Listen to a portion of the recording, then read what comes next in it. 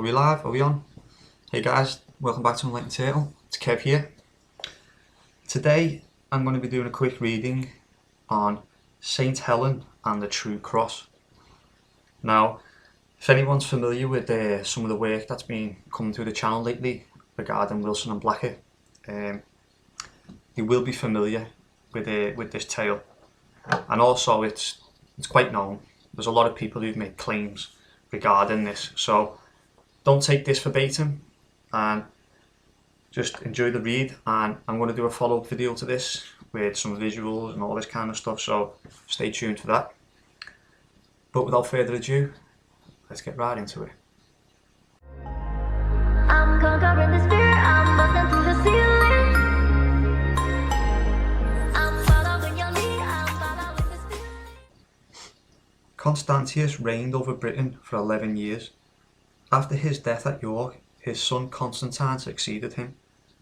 When Constantine grew up, he proved a strong and just ruler. Rome, meanwhile, had fallen into the power of a tyrant, Maxentius. Refugees from his oppressions came to Britain and appealed to Constantine for help. He led an army to the continent and defeated Maxentius, and became emperor of all the Roman dominions. Maxentius had been active in the persecution of Christians. During the war, Constantine saw a vision of a cross in the sky and heard the words, "In this sign shalt thou conquer." After his victory, convinced that the God of the Christians was now the true God and had aided him, he favoured the church throughout the empire. His mother Helena, to whom he gave the honorary title of Empress, was a much more devoted convert than he was himself. Posterity knows her as Saint Helen, and in the story of her religious works, that is how she is properly referred to. When Constantine ordered the building of a church in Jerusalem, he expressed a wish to find the original cross of Christ. If that should still be possible, Helen, encouraged by a dream, went to Jerusalem in 326 to investigate. Suspecting the Jews had a secret tradition about the cross's hiding place, she questioned their elders. One, named Judas, of course, did know the truth. He also knew a prophecy that if the holy object were brought to light, the Christians would increase and the Jews would decrease. In numbers, I'm guessing. Nevertheless, his grandfather had told him that if anyone directly asked, he should divulge the tradition. Hence, he was in two minds. He consulted the other elders when Helen was not present, and they too hesitated. But when she met them again and threatened them with punishment if they kept silent, they told her that Judas was the one to ask. She did. Even now he held back, and some say that she imprisoned him in a cell where he stayed for a week. At last he capitulated and found the way to the place. An old rock cistern on the east side of the Hill of Cavalry, once used as a dumping ground for rubbish, had never been cleaned out. Helen set an excavation party to work. They unearthed 3 crosses and a panel of wood set over Christ's head with the title King of the Jews. To settle which was the right cross, the Bishop of Jerusalem brought a sick woman to the spot, or, according to another account, a dead man. One of the 3 effected a miracle. Afterwards, supernaturally guided, Saint Helen also found the nails with which Christ was crucified. Excuse me. Important as Constantine's wife was, she was not a Briton. Though the family background invented for her son Constantine made her British in legend before Geoffrey, genuine misunderstanding may have played a part. Since legend adopted and confused other persons hearing the same names, and some undoubtedly were British. The original Helena was born at Drepanum in Bithynia, now part of Turkey. She is spoken of as a stabularia, generally taken to mean that she owned or worked in a low-class tavern. Constantius, who was of Balkan origin, had not only married but divorced her before he went to take charge of Britain, and there is no evidence that she was even there. Their son, however, born about 280 at what is now Nis in Serbia, joined Constantius in Britain only on a second visit, and when he died was proclaimed emperor at York in 306. After governing Britain for several years, marked especially by road buildings in Wales and in the north, Constantine marched against Maxentius, also a real figure of history, and eventually did become sole emperor and favour of the church. His celestial portent is a thing improved in the telling. He may have seen a halo phenomenon caused by ice crystals in the sunbeams. I don't know about that, like. When his power was secure, he brought his mother out of retirement, renamed her birthplace Heliopolis, and gave her the title Most Honourable and Religious Empress. His own beliefs were equivocal. His conduct was little influenced, to put it mildly, by Christian morality. He was baptized only at the end of his life.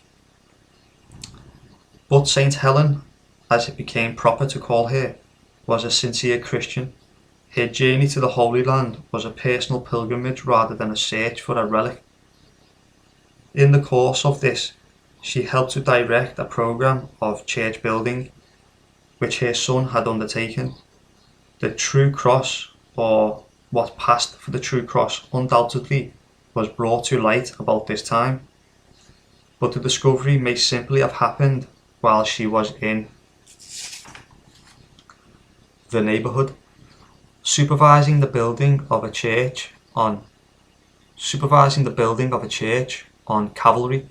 That's the hill next to the pit where they found the crosses. The nails of the crucifixion were also produced, as legend affirms, though again nothing is known with certainty as to Helen's role. Constantine attached one of them to his horse's bridle. Helen died about 330, Constantine about 337. That'll be Anno Domini. The first known allusions to the discovery of the cross are made shortly afterwards by Saint Cyril of Jerusalem. In a letter to one of Constantine's sons, he says it was found in the city during the great emperor's reign. He speaks also in a lecture delivered on the spot about 346 of the distribution of the fragments throughout the empire. Saint Helen herself begins to be named some decades later. Once she is introduced, her role is accepted without dispute.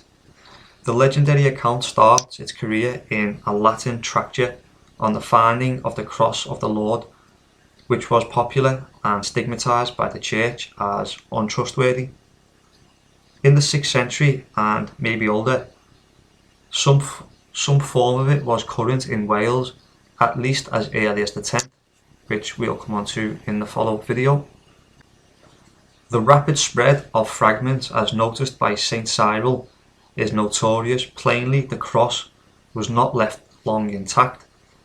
Part of it was kept in Jerusalem in a silver gilt reliquary and displayed for public veneration every Good Friday. Reliquary. Guessing that's some kind of box that you keep your relics in.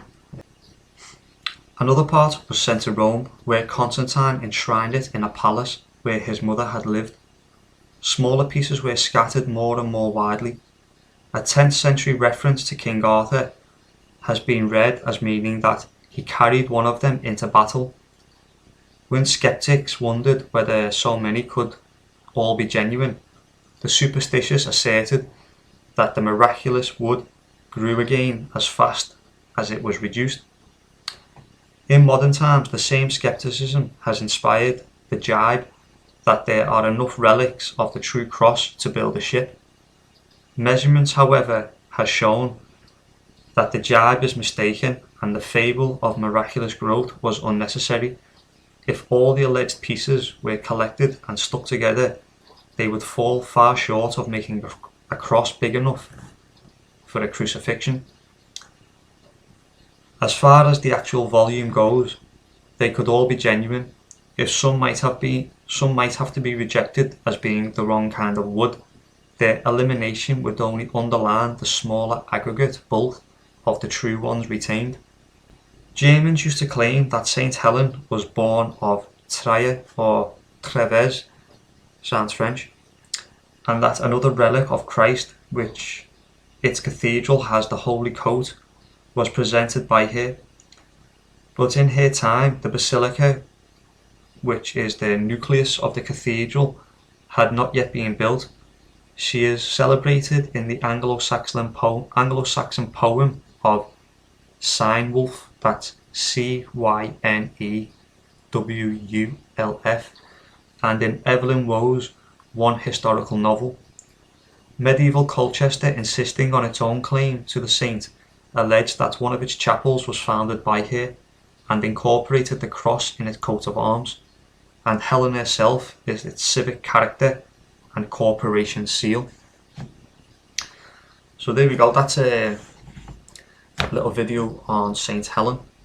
Like I say, there will be a follow-up video, stay tuned for that. It's going to be a bit more on location, get to see some visuals and really juice up the story a bit more. Like I say, I'm not the greatest reader, I'm getting there, it takes time. I'm only going to get better by doing more videos, so I'm just trying to crack on with it. So thank you for your patience, and yeah, if you enjoyed it, please leave a like, subscribe, and if anyone's got any questions, put it in the comment section.